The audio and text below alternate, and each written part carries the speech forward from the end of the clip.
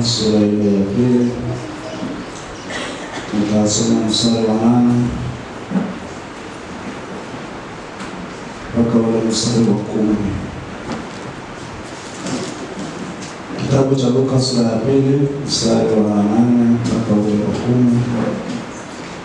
Na kabla sijasoma wacha tuombe. Bwana Yesu, ninakushukuru. Asante kwa sababu ya asubuhi ya leo. Asubuhi njema ambayo umetupatia Bwana kuwepo mbele za uso wako. Tukiwa wazima na tukiwa wenye afya njema. Tunahitaji kusikia kutoka kwako majira haya.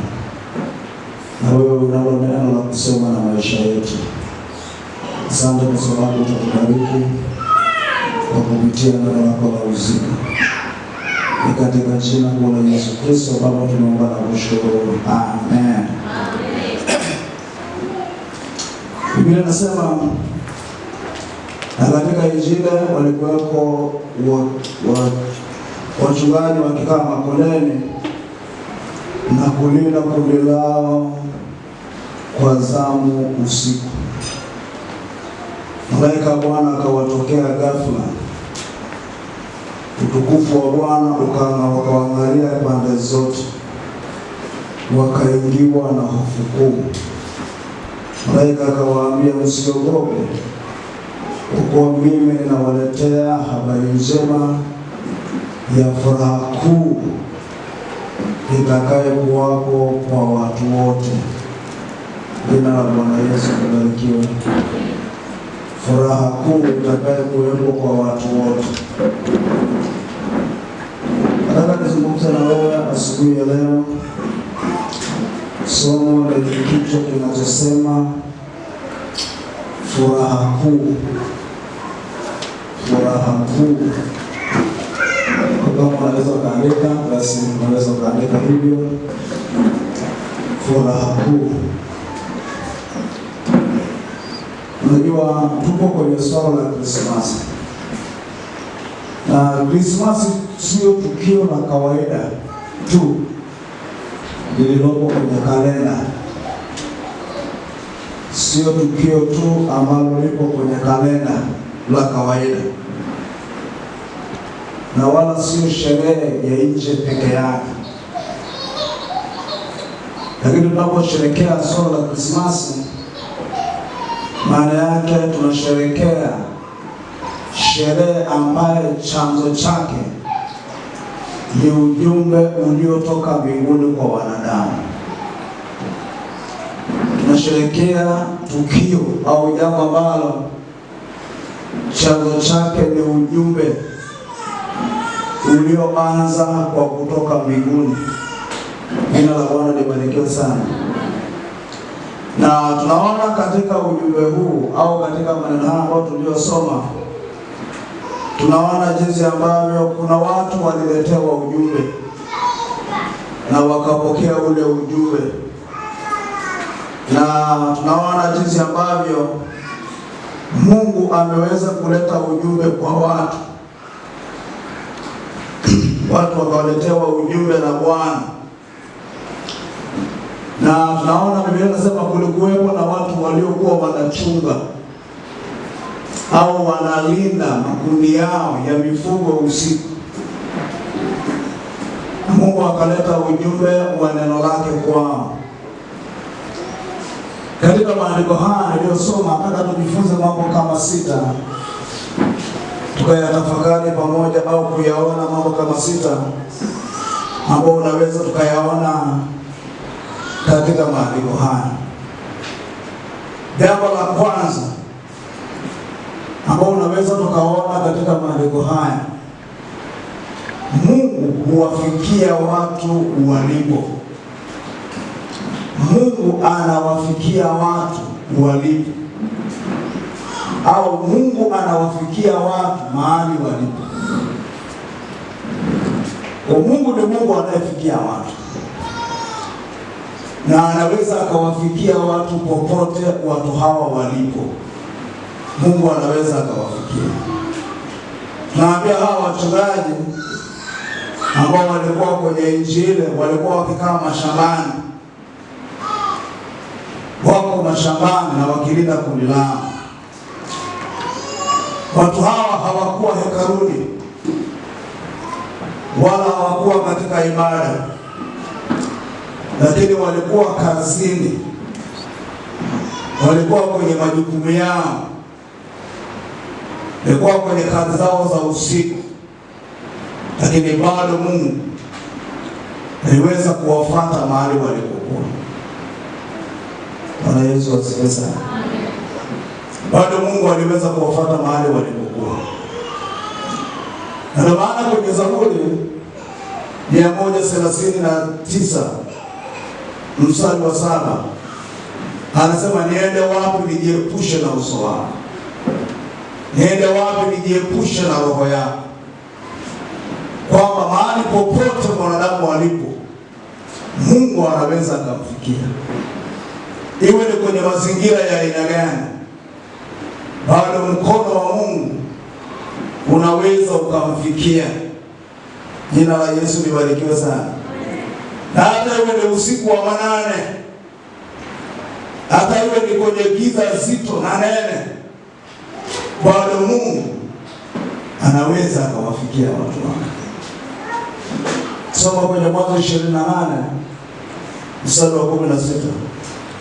Biblia inasema, Yakobo akaamuka usingizini akasema, hakika Bwana yuko mahali hapa, wala mimi sikujua. Ni wakati wa usiku wa manane, Yakobo akiwa amelala, na akaona malaika wakipanda ngazi na kushuka mbele yake mahali alipokuwa ameweka jiwe. Kaona ngazi ndefu iliyoenda mpaka mbinguni usiku, kwamba hata kwenye giza, hata kwenye usiku, Mungu anaweza kuwafikia watu wake. Jina la Bwana libarikiwe sana. Hawa walikuwa mashambani kabisa, walikuwa kwenye mambo yao, lakini bado Mungu aliwafuata mahali walipo. Jina la Bwana libarikiwe sana.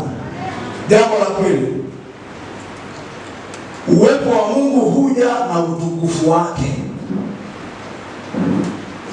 Kitu cha pili tunapojifunza kwenye maandiko haya, wakati uwepo wa Mungu ukishuka mahali, huja na utukufu wake au huja na nguvu zake.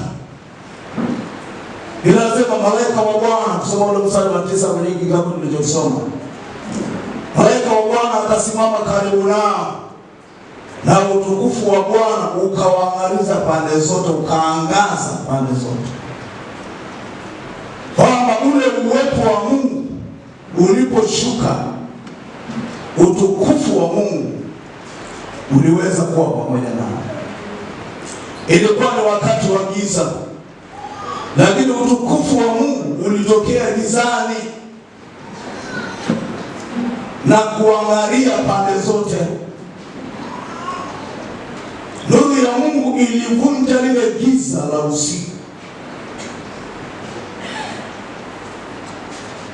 Ilivunja lile giza la usiku. Na hakuna giza ambalo linaweza kuzuia utukufu wa Mungu kushuka mahali. Kama kuna kitu ambacho tunakihitaji kama kanisa, tunahitaji utukufu wake. Tunahitaji uwepo wake katikati ya maisha yetu. Hata kama kuna giza, hata kama kuna uzito, lakini uwepo wa Mungu ukiwepo, mambo huwa yanakaa sawa. Jina la Bwana Yesu libarikiwe sana. Ndio maana kwenye Isaya sura ya 60 mstari wa 1 anasema, ondoka uangaze, kwa maana nuru yako imekuja na utukufu wa Bwana umekuzukia. Ondoka na uangaze, maana nuru yako imekuja na utukufu wa Bwana umekuzukia, umekuonekania. Jina la Bwana libarikiwe sana. Lakini jambo la tatu la kujifunza katika maandiko haya, tunapokutana na Mungu kuna hofu inakuwepo kwenye maisha yetu. Tunapokutana na Mungu, kuna hofu ya Mungu inayokuwepo ndani yetu. Somo la mstari wa 9b anasema wakaogopa sana. Sasa huwa kuna hofu ya aina tofauti tofauti. Kuna hofu ambayo mtu anaweza akawa nayo kwa sababu ya kitu kinachotisha au kwa sababu ya kitu kinachokuogopesha.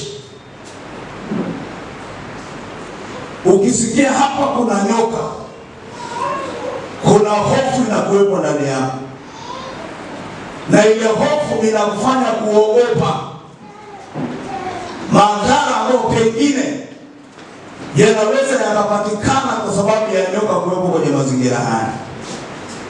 Jamani, Bwana Yesu atusaidie sana. Au unasikia kuna wanyama wakali wanapita, kuna hofu inayoweza kutokana na hiyo. Au unasikia kuna watu wabaya wanaopatikana kwenye eneo hili, kuna hofu inaweza ikampiga mtu ya kumwogopesha kutokana na mazingira haya au kutokana na hali halisi iliyopo kwenye mazingira haya. Lakini hapa Biblia inapozungumza swala la hofu ya Mungu, sio kuogopa kudhurika. Jamani, Bwana Yesu asifiwe sana. Sio kuogopa kudhurika. Hapana, hii ni hali inayotengenezwa na ile hali ya kumwogopa Mungu, kumcha Mungu, ile hali ya kumhofu Mungu. Jina la Bwana Yesu libarikiwe sana. Sio hofu ya kuangamizwa, bali ni hofu ya heshima, ni hofu ya kicho, ni hofu ya mshangao, kwamba unashangaa. Ni hali ambayo inakushangaza kwenye moyo wako, inakufanya kuona jinsi ambavyo umeweza kuona utukufu wake na uweza wake, inakufanya kuogopa jinsi ambavyo umeweza kukutana na Mungu kwenye maisha yako. Nakumbuka siku moja Yesu aliwahi kukutokea Petro.